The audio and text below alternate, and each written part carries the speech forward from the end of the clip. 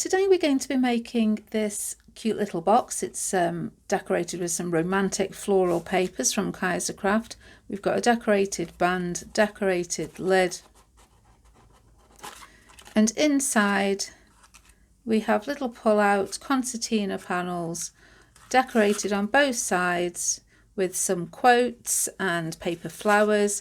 You could use it as a small photo album. You could put artist trading coins in there, little die cut shapes.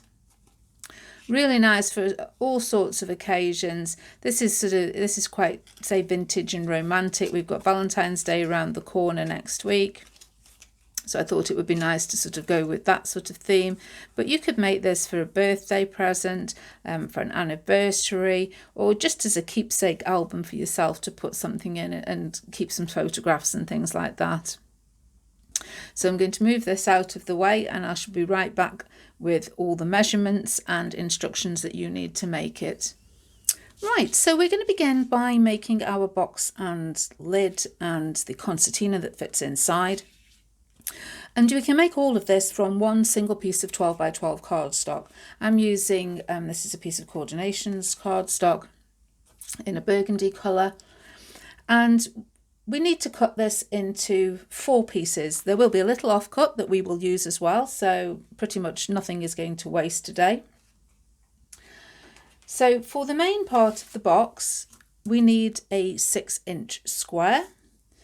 For the lid, we'll be needing a 5-inch square. For the concertina, we will have 2 long strips. And then we'll be left with a little tiny sliver off the side, which we can use as a band for closure, for a decorative closure. So just to give you a rough idea, this is all coming out of one piece of cardstock, just like that. There'll be a little bit of waste from around this 5-inch square, but other than that, it's all being used. So anything that minimises the waste is a good project, and anything that where we don't need to have to cut into a second piece is also a good project in my mind. So if I just move these out of the way, and we will begin by taking a look at the box base, and this is our 6-inch square.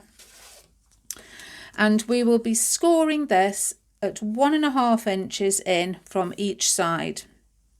So scoring at 1.5 inches and 4.5 inches, and then turning and doing at 1.5 and 4.5 again. So I shall pop my piece of cardstock on my scoreboard. And I'm just going to go round and score at 1.5 inches.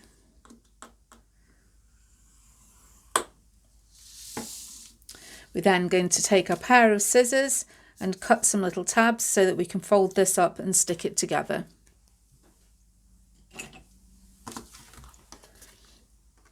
And to do that, I'm going to cut up the score lines on one side, turn it 180 degrees and cut up the same 2 score lines on the opposite side.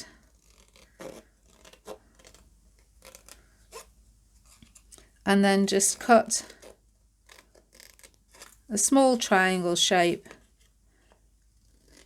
out of each of those little corner sections.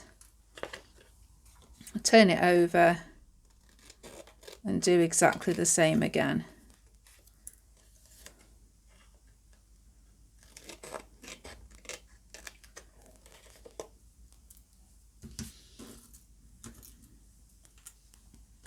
So we're left with that shape,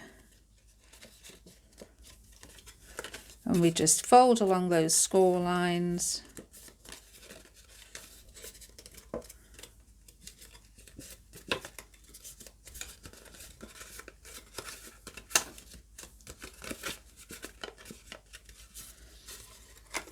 And that will create our box base. So I'm just going to stick that together with a little double-sided tape. Just going to pop some tape onto these flaps and stick it down.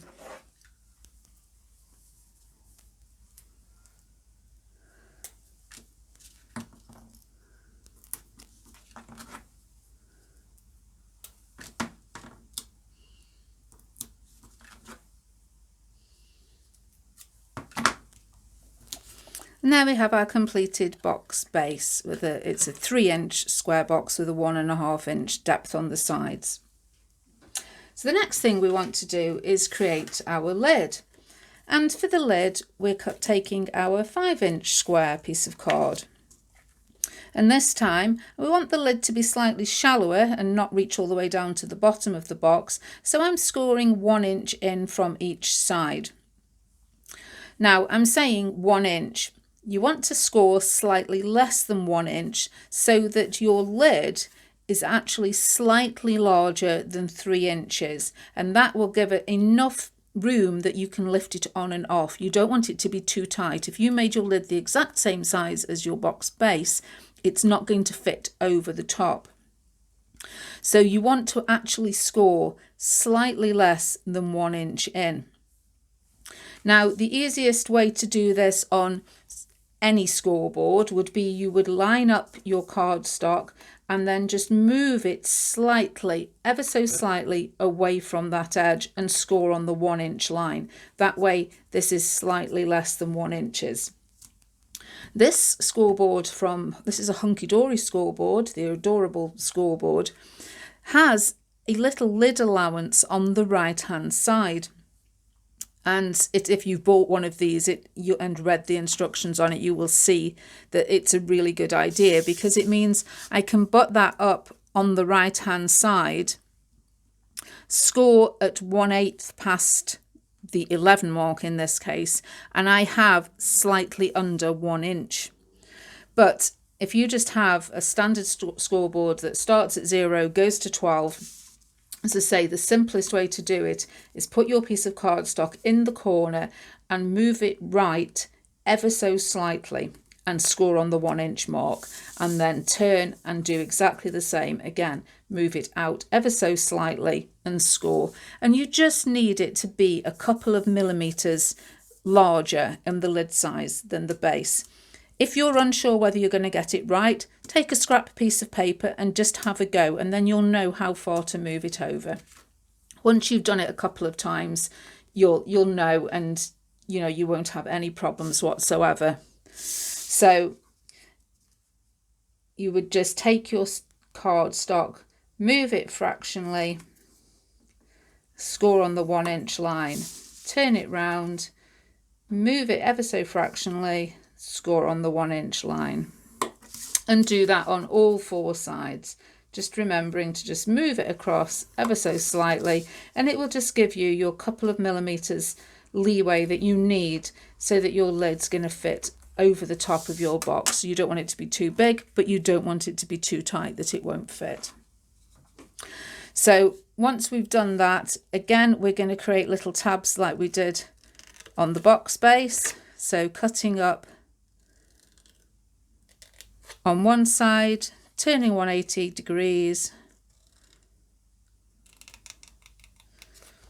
and cutting on the opposite side, and then just taking out those little triangle shapes just for a neat fit.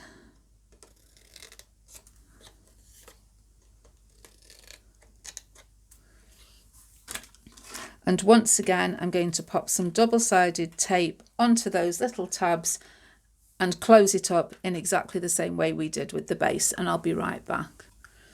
So now I have a nice snug fitting lid that fits over my box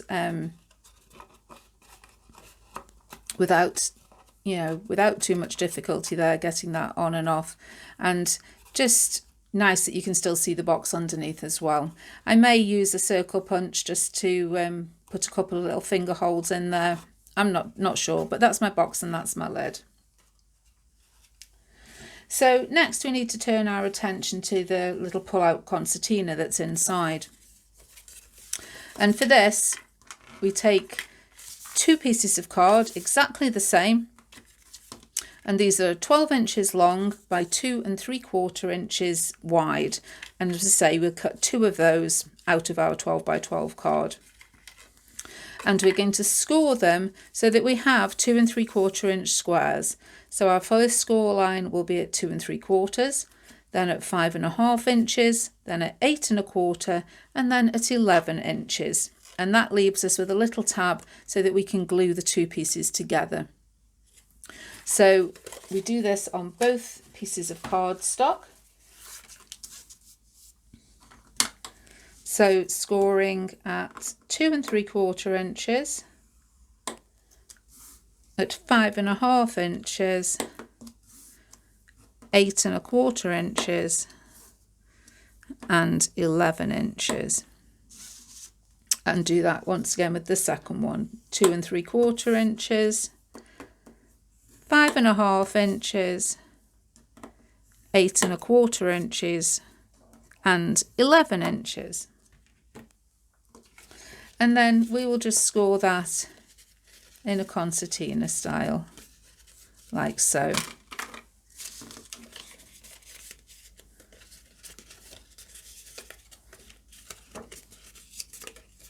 And using a little double-sided tape, we're going to stick the two together like that, so we've got one big long concertina.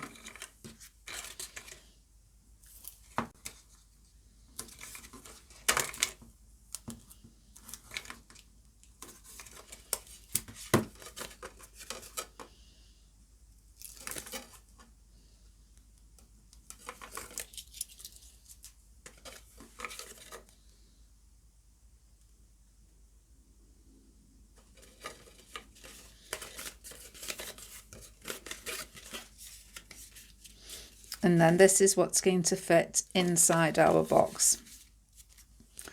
And it's really nice, being 1/4 of an inch smaller, it's going to fit inside the base really well and lift out without getting caught up. But before we attach it into the bottom, we want to decorate it. So I'm just going to move my scoreboard out of the way. And I've cut myself some pieces of patterned paper. This is from the Kaiser Craft Rose Avenue collection, and there's sort of florals and lace, and it's a vintage style print. They're double-sided papers. But I've cut all of these at 2 1/2 inches square, so that when we pop them onto our 2 3/4 inch panels, we get a little matte of the colour showing around the edge. So we need to decorate each side of this pull out here. So I shall just get on with sticking these on random fashion, however I want to put them on, using double-sided tape. You can use glue, and as soon as I've done that on both sides, I'll be back again. So now I've decorated both sides of our little pull-out concertina with our squares of paper. For this, obviously there are 8 panels on each side, so there's 16 squares altogether, and I've also cut out a 17th so that when I attach this into the bottom of the box, we can just pop this on and it'll disguise the join and look quite nicely. So I found the easiest way to do that is taking this little tab that we've got at the bottom. I've put a little tape on it, and I'm just going to line up this square of paper in the same way that we've attached it on all of the other panels. And then I'm going to pop some double-sided tape on the back of this so that we can stick this into the base of our box.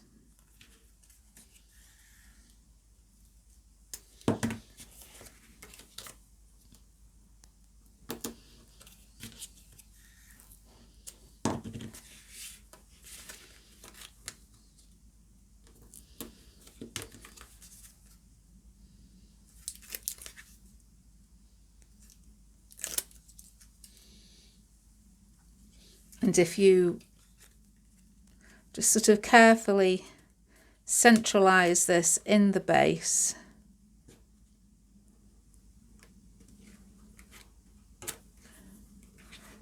and then just press it down,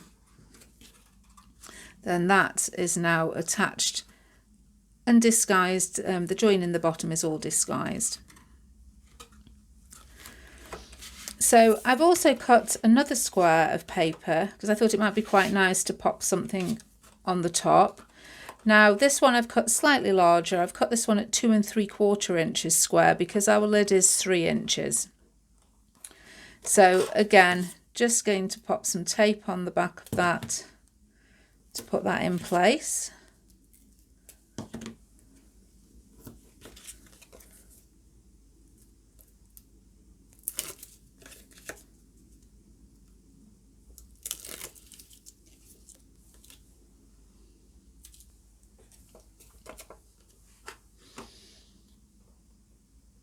And just line that up centrally and pop that on there. So now we can decorate our little panels if we want to. Now you can use some photographs, some little small photographs, some stamped images, die cut images. You can put whatever you want onto these. You can gift it to somebody plain for them to fill in and do whatever they want. I've pulled out some paper flowers. I've had these flowers for so long. I mean, these were like Prima paper flowers, but the colours went really well with these papers, so I thought, why not, let's put some of those on. I popped Brad's in the centre, and I've got some Tim Holtz Small Talk quote stickers, because again they work really well with everything, and just sort of a quick and easy embellishment to pop on. So I'm going to continue using the double-sided tape. You can use glue if you want to use some glue to put bulky embellishments on. That's absolutely fine. Do whatever you think is best, whatever you want to do. And I'm just going to arrange on certain panels either a flower or a quote,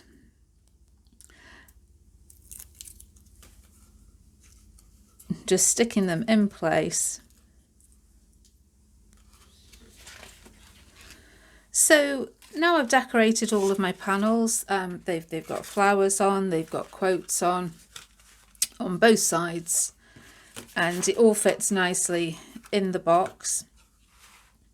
I just want to do a little band closure really to go over the box, just to finish it off and make it look nice, especially if you want to give it as a gift.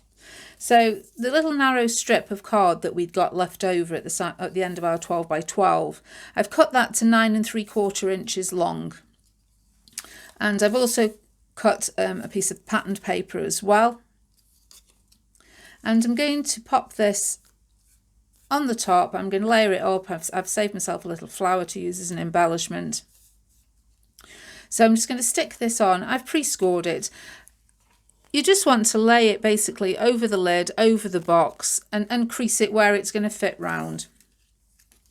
So I'm not going to give you an exact measurement for that, because obviously as you've made your box there may be slight variations.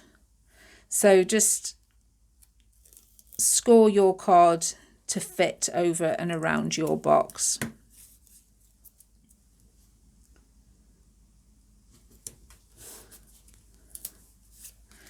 And I'm just putting some double-sided tape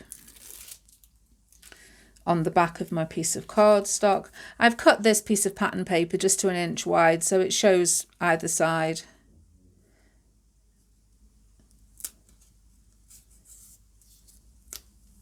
And I'm just sticking this in place.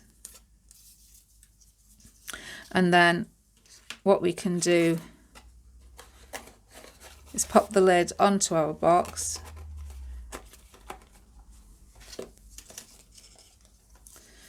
Place our band around it, and I can just pop a bit of double-sided tape on the bottom there to seal it closed. And then I can pop my little flower that I've got on top as a finishing touch. Again, just using tape. You could use glue if you've got more time to allow things to dry, and sticky dots. There's lots of ways of adhering these in place. But there we have our finished little piece. A really nice idea, a nice gift that you can give to somebody, or as a keepsake. Valentine's is coming, why not put some romantic quotes in there and give it to a loved one. You could even put artist trading coins in here, and 2.5 inches would fit nicely, so you could attach those as well, if that's the sort of thing that you do. So lots of options of different ways that you can decorate this.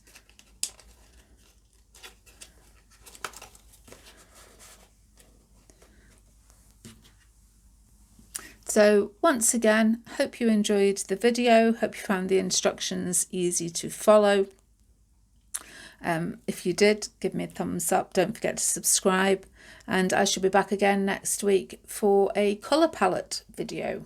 But for now, that's all, so bye.